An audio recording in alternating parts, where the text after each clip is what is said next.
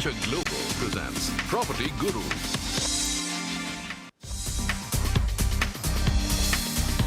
नमस्कार, सीएनबीसी आवाज पर आप देख रहे हैं property Guru presented by signature global. बहुत बहुत स्वागत है आपका। आपके साथ मैं हूं आपका होस्ट विपिन भट्ट। तो लेकर हाजिर हैं एक और ताज़ा तरीन एपिसोड आपके लिए, जहां पर होंगी प्रॉपर्टी से जुड़ी ढेर सारी बातें, साथ ही आपके सवाल और उनके जवाब। और ये सारी बातचीत करेंगे आज हमारे साथ प्रॉप स्टोरी के को फाउंडर आशीष महाजन। आशीष जी, बहुत बहुत स्वागत है आपका प्रॉपर्टी गुरु पे।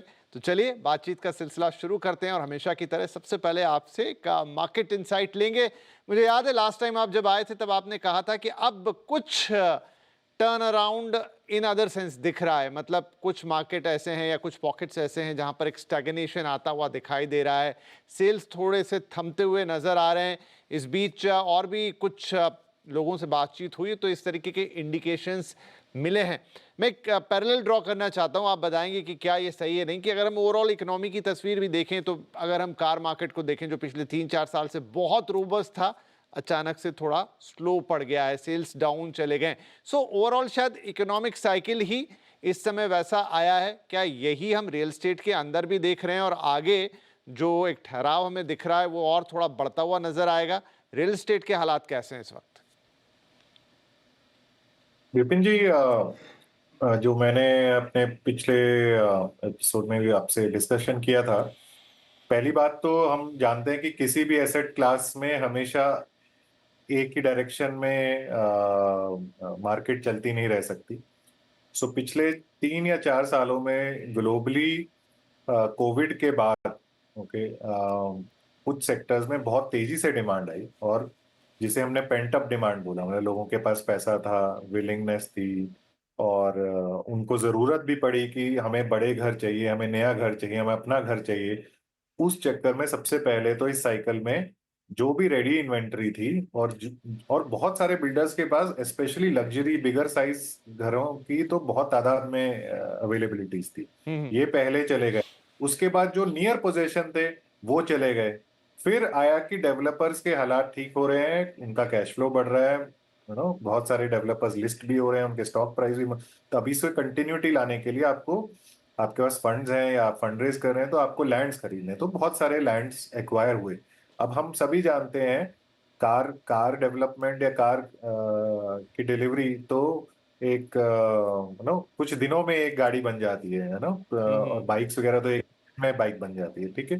तो अब घर की हम बात कर रहे हैं या रेजिडेंशियल कमर्शियल की बात कर रहे हैं, जिसकी आज परचेज हो रही है वो कुछ सालों के बाद ही डिलीवर होगा। ओके, तो अब जाके कुछ प्रोजेक्ट्स जो उस समय लॉन्च हुए थे वो अब डिलीवरी भी आना शुरू हुई है। अगर हम मार्केट्स की स्पेसिफिकली बात करें तो मुंबई पूना में तो बहुत हाई नंबर में प्रोजेक्ट्स लॉन्च हुए, क्योंकि कुछ अप्रूवल रिलेटेड कंडीशंस थी कि डिलीवरी के लेके। तो उन एटलीस्ट इन बॉम्बे में जो मेरे को पता है कि प्राइस राइज होना तो काफी रुक गया है जी। फिर कुछ जगहों पे स्पेकुलेटिव मार्केट ज्यादा है, और वो दिल्ली एनसीआर हम हमेशा जानते हैं कि स्पेकुलेटिव रही है। वहां भी अब जो हम पिक करते हैं कि अभी कोई डेवलपर ऐसा, आपने भी बहुत टाइम से कोई न्यूज ऐसा सुना नहीं होगा कि हमने प्रोजेक्ट लॉन्च किया और सेल आउट हो गया। नो, अगर आप पिछले साल या 6 महीने पहले ऐसी कई न्यूज थी कि XYZ डेवलपर ने प्रोजेक्ट लॉन्च किया और वो बिक गया। ओके, अभी ऐसी कोई भी न्यूज नहीं सुनने को आ रही। इससे हमें क्या पता लग रहा है कि जो स्पेकुलेटिव एलिमेंट है वो भी अब थोड़ा रियल एस्टेट में कम होता जा रहा है। हाउएवर, जो सबसे बड़ा चेंज हुआ है कि कस्टमर्स ओपन अप हो गए हैं इस आइडिया को लेके, और average age of home buyer वो कम हो गई है। मतलब एक यंगस्टर भी एक घर खरीदना चाहता है। ओके, अब मुझे जो डाइवर्जेंस ये दिख रही है कि बहुत सारे लोग तो एक अफोर्डेबल हाउसिंग या मतलब अंडर 1 करोड़ या मे बी 1.25 करोड़ इस तरह की प्रॉपर्टी खरीद सकते हैं, चाहते हैं। और बहुत सारी मार्केट में इस तरह की प्रॉपर्टी नहीं मिल रही है नए प्रोजेक्ट्स में, क्योंकि हर कोई लग्जरी अल्ट्रा लग्जरी की तरफ गया है। और ये एक बहुत बड़ा गैप है, स्पेशली दिल्ली एनसीआर में ये बहुत बड़ी प्रॉब्लम मुझे आती हुई दिख रही है। हर शहर ने अच्छा किया है, इवन चेन्नई जिसको एक स्लो मेट्रो बोला जाता है in terms of real estate से, उसने भी अच्छा किया। लेकिन डेवलपर से जब आप वहां बात करेंगे, वहां एक अलग वहां के डेवलपर्स अब बैंगलोर आना चाहते हैं। उनको लगता है कि बैंगलोर थोड़ी फास्ट मार्केट है, बेटर डिमांड है। हाउएवर, लोकली ऑल्सो वो अच्छा ही कर रहे हैं, मतलब बहुत फास्ट मार्केट वो पहले भी नहीं थी और आज भी नहीं है। लेकिन डेवलपर्स को बेचने में अब कोई दिक्कत ऐसी आ नहीं रही है। अब ये होगा कि सेल साइकिल जो है वो लंबी होती चले जाएगी, और प्राइस राइज तो मेरे को लगता है कि पॉसिबिलिटी नहीं है, क्योंकि अफोर्डेबिलिटी ही हिट हो गई है बहुत जगहों पे। ठीक है, तो ये एक थोड़ा सा जिसे कहते हैं कि एक करवट ले रहा है अब रियल एस्टेट का बाजार, और इंटरेस्टिंग होगा यहाँ से आगे चलते हुए क्या होगा। अभी थोड़ा रेट कट की भी बातें होने लग गई हैं, क्योंकि अमेरिका से खबरें हैं, तो भारत में आगे क्या होगा और तमाम चीज़ें, तो इंटरेस्टिंग सिनारियो यहाँ पर बनता हुआ दिखाई देगा, उसकी भी हम लगातार बातचीत करते रहेंगे। लेकिन चलिए सवाल जवाब के सिलसिले को शुरू करते हैं। आपके पर्टिकुलर सवाल लेते हैं। हमारे पहले कॉलर है मिस्टर रोशन फ्रॉम मुंबई। रोशन जी, स्वागत है आपका प्रॉपर्टी गुरु में। क्या सवाल होगा आज? जी गुड आफ्टरनून। मेरा सवाल ये है, मैंने रिसेंटली एक फ्लैट परचेज किया है पुष्पक नगर पनवेल में, 2 BHK। ठीक है। तो मैं फ्यूचर प्रोस्पेक्ट के लिए जानना चाहता था कि पुष्पक नगर का आने वाला भविष्य कैसा है, मतलब क्या डिमांड हो सकते हैं या कैसे आगे डेवलप होगा। और मैंने जो अंडर कंस्ट्रक्शन प्रोजेक्ट लिया है वो 3 साल बाद डिलीवर होगा। तो उसके लिए मुझे एक व्यू जानना था कि जो मैंने फ्लैट परचेज किया वो एक राइट परचेज है या फिर कैसा है होने वाला है, क्योंकि मुझे मुंबई मार्केट के बारे में उतना आइडिया है नहीं। ओके, तो आप कहाँ से बिलोंग करते हैं? मैं पहले दिल्ली था, अभी कुछ टाइम पहले ही मुंबई शिफ्ट हुआ हूँ। अच्छा, ओके। और ये आप अपने लिए ले रहे हैं या कि इन्वेस्टमेंट का इरादा ज़्यादा है? मोर ओवरली इन्वेस्टमेंट ज़्यादा है, मतलब मैं सेल्फ यूज के लिए हो सकता है फ्यूचर में वहाँ पे सेटल हूँ, बट प्राइमरी फोकस अभी तो फिलहाल इन्वेस्टमेंट के लिए ही लिया है। ठीक है, चलिए बढ़िया है सर। Welcome to Mumbai. और आपने निवेश करने का मन भी बनाया, ये भी अच्छी बात। अभी हम आशीष जी से यही सारी बातें कर रहे थे कि रियल एस्टेट अब क्या नई तस्वीर वहाँ उभर रही है। तो आशीष जी, रोशन साहब वैसे दिल्ली से बिलोंग करते हैं, आ गए मुंबई तो इन्वेस्टमेंट भी है, आगे जाके कभी रहा तो हुआ तो रह भी लेंगे। लेकिन पुष्पक नगर पनवेल यहाँ पर, और ये भगवती डेवलपर हैं कोई वहाँ के लोकल ही, और 3 किलोमीटर दूर ये बता रहे हैं एयरपोर्ट से इसकी दूरी है, नया एयरपोर्ट जो आ रहा है, और सिडको का प्लॉट है ये। तो कुल मिलाकर आगे के लिए क्या उम्मीदें रख सकते हैं इससे? हाँ जी विपिन जी, नवी मुंबई तो काफी उभरता सितारा है मुंबई रियल एस्टेट मार्केट में। जो उसके प्राइम एरियाज हैं, वाशी और खारघर, ये सब तो एक तरह से लग्जरी एरियाज ही बन चुके हैं। और आपने जैसे कहा लोकल डेवलपर, सो मुंबई, नवी मुंबई मार्केट में ऑर्गेनाइज्ड या बड़े डेवलपर जो आपको आइलैंड सिटी में मिलेंगे वो आपको नवी मुंबई मार्केट में नहीं मिलते हैं। ये तो हमेशा से देखा गया। अब ऐसा होने लगा कि यहाँ के डेवलपर आइलैंड सिटी या आइलैंड सिटी के डेवलपर इधर कुछ प्रोजेक्ट्स कर रहे हैं, तो मोस्टली आपको पिक एंड चूज यहीं के डेवलपर से करना पड़ता है। इन्होंने नए एयरपोर्ट के पास में प्रॉपर्टी ली है, और हम सभी जानते हैं जब एयरपोर्ट एक बार चालू होगा तो वहाँ का लैंडस्केप, वहाँ की डिमांड में फर्क आएगा। वो एरियाज की अभी भी इतनी अपील नहीं मानी जाती, क्योंकि ये सब पोर्ट के पास हैं, यहाँ ट्रक मूवमेंट्स और इंफ्रा डेवलपमेंट अभी काफी हो रहा है, तो इसीलिए लोग वहाँ पे, मेरे ख्याल से जैसे इन्होंने निवेश किया, बहुत लोग ऐसे निवेश ही कर रहे होंगे, और कुछ लोग अफोर्डेबिलिटी के कारण वहाँ रह रहे हैं। इस सब का बेनिफिट इनको ये हुआ है कि जैसे दिल्ली से आए हैं, और हम बार बार बात करते हैं कि दिल्ली एनसीआर में एक सर्टेन बजट में आजकल कुछ अवेलेबल ही नहीं है, तो उस हिसाब से एटलीस्ट मुंबई में एक अंडर 1 करोड़ कुछ ऑप्शन मिल रहा है, वो भी एक अपकमिंग एयरपोर्ट के पास में। सो डेफिनेटली फ्यूचर में दे विल गेन। अब तो अटल सेतु के थ्रू मेन मुंबई भी हार्डली एनी डिस्टेंस रह गया है नवी मुंबई से, और इन एरिया से, खासकर पनवेल वगैरह से।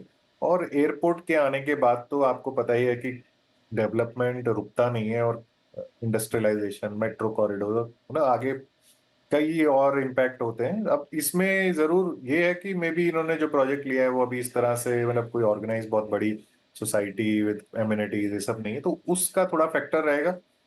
हाउएवर रेंटल के हिसाब से आई थिंक हमेशा ही डिमांड रहेगी। जी, चलिए तो बढ़िया है यहाँ पर। फिर रोशन साहब, आपने मुंबई में एक अच्छा इलाका चुना और निवेश के लिहाज से एक बढ़िया प्रॉपर्टी भी चुनी है, सब कुछ अच्छा है। नवी मुंबई में काफ़ी डेवलपमेंट्स हो रहे हैं। अब तो एयरपोर्ट आने के बाद आई थिंक एक सिनेरियो ही चेंज होता हुआ नजर आएगा वहाँ का, और Atal Setu and all those things के काफ़ी इंफ्रास्ट्रक्चर वाला काम तो all the best for this property, और सब कुछ सही है हमारे हिसाब से। आप ऑलरेडी इसमें इन्वेस्ट करने के लिए देख रहे हैं, तो प्लीज़ गो अहेड और शुभकामनाएं। That's it. चलिए थोड़ा ब्रेक यहाँ पर लेंगे, लेकिन ब्रेक के बाद ऐसे ही कुछ और इंटरेस्टिंग सवाल रहेंगे। और हाँ, आपका sawal भी है आपके मन में तो pg@moneycontrol.com, बस बहुत सिंपल सा ही हमारा एड्रेस है। इस पर अपनी डिटेल्ड क्वेरी हमें भेज दीजिए, अपना फ़ोन नंबर डाल दीजिए। कुछ और ज़रूरत होगी आपसे पूछ लेंगे, लेकिन एक बेहतरीन जवाब देने की कोशिश की जाएगी। छोटा ब्रेक के बाद बातचीत जारी है।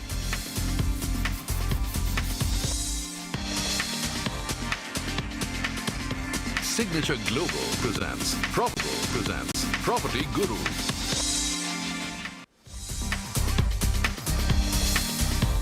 Welcome back. सीएनबीसी आवाज पर जारी है property Guru presented by signature global. मैं विपिन भट्ट आपका होस्ट आपके साथ मौजूद हूं, और हमारे साथ आज के हमारे मेहमान आशीष महाजन साहब भी हैं, जिनसे हम लगातार बातचीत कर रहे हैं, आपके सवालों के जवाब ले रहे हैं। और हमारे अगले कॉलर भी आ गए हैं फोन लाइन पर, मिस्टर विशाल भारद्वाज फ्रॉम बेंगलुरु। विशाल जी, बहुत स्वागत है आपका।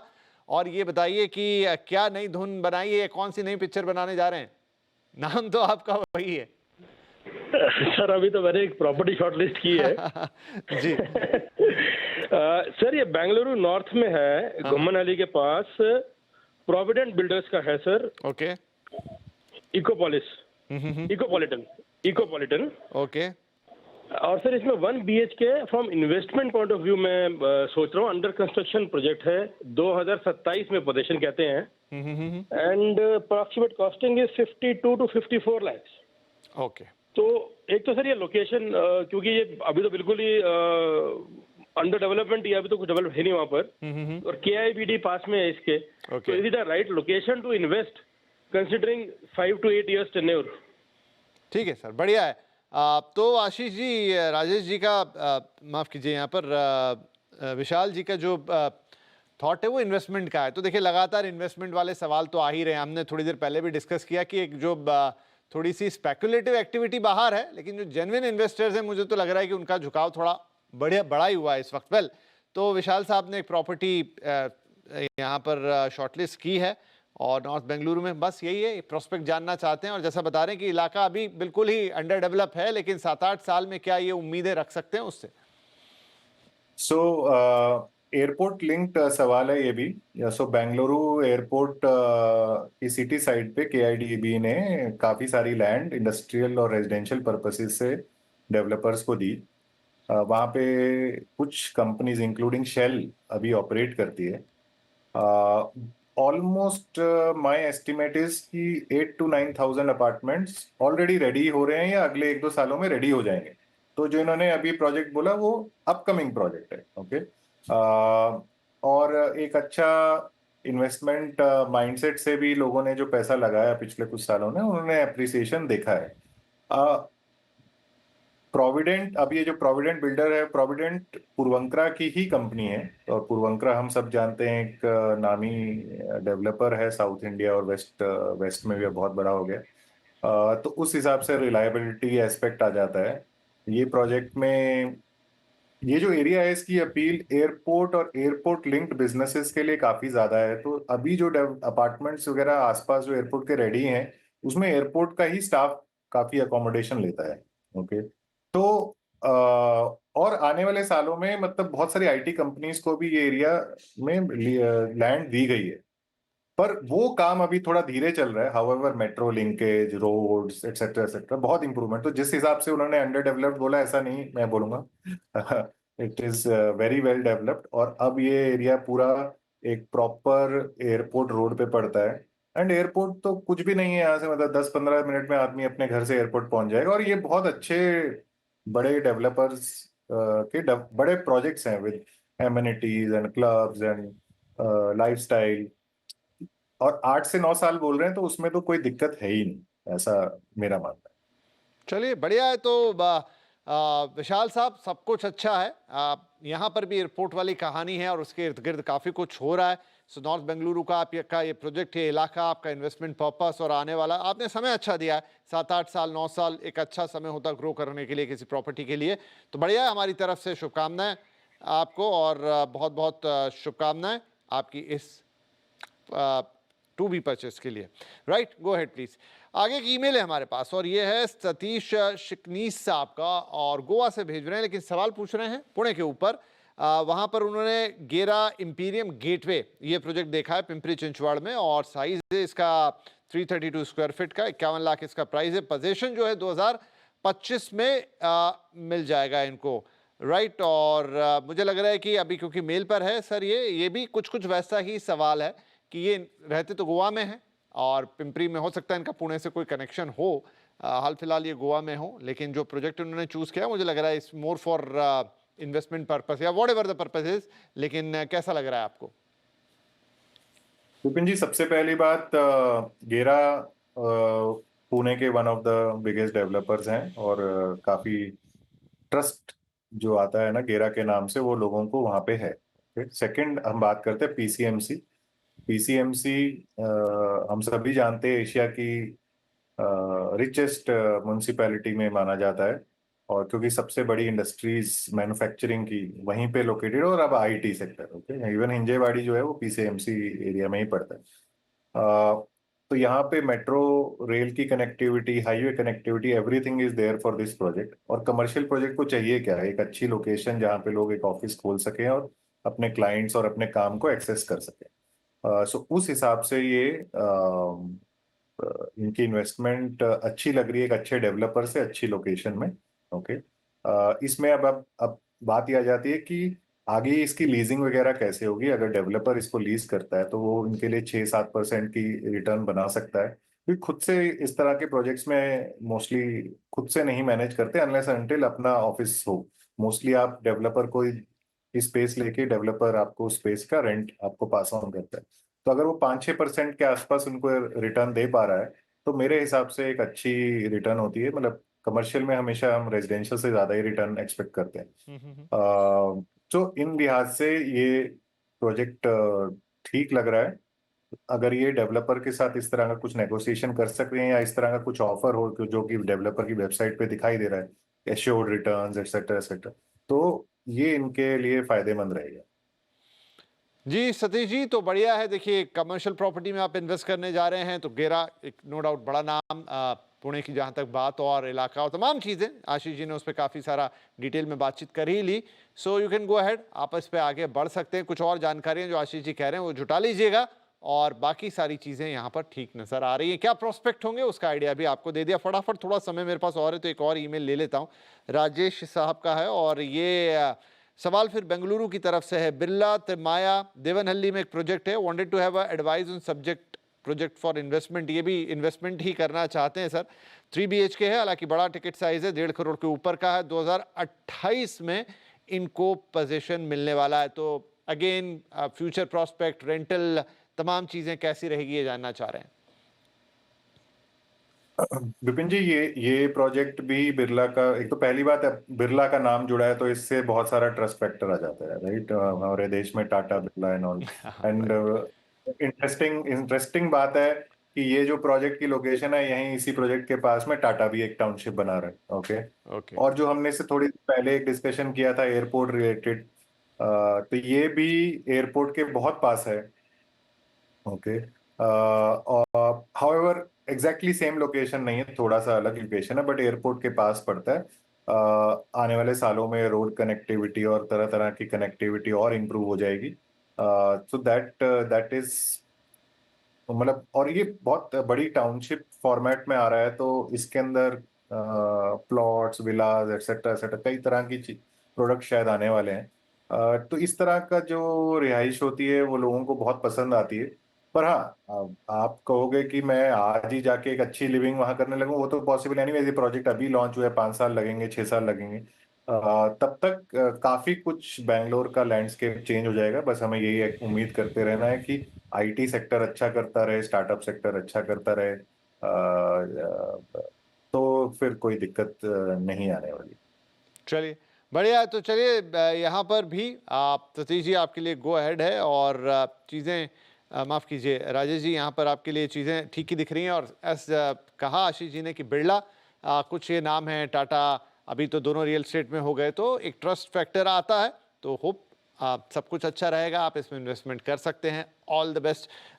खास बात ये रही कि ज़्यादातर सवाल आज निवेश के लिए आए हमारे सारे लोगों की तरफ से, एंड आई होप ये सारे हमारे जेन्युइन इन्वेस्टर्स हैं जो अब निवेश की तरफ भी सोच रहे हैं रियल एस्टेट के अंदर, क्योंकि बीच में थोड़ा सा ये मामला पीछे चला गया था। वेल, तो आज के लिए समय समाप्त हो रहा है। जाने से पहले आशीष जी आपका बहुत बहुत धन्यवाद, आपने वक्त निकाला और हमारे दर्शकों के सवालों के जवाब दिए। राइट, तो दर्शकों से भी यानी आपसे भी इजाज़त लेना चाहेंगे। pg@moneycontrol.com, यहाँ पर आप अपने सवाल हमें भेजते रहिए। कोशिश यही रहती है कि हम आपके सवालों का बेहतरीन से बेहतरीन समाधान जवाब लेकर आए। तो इस हफ्ते के लिए इतना ही, अगले हफ्ते फिर मिलेंगे। तब तक अपना ध्यान रखिए। टेक केयर, नमस्कार।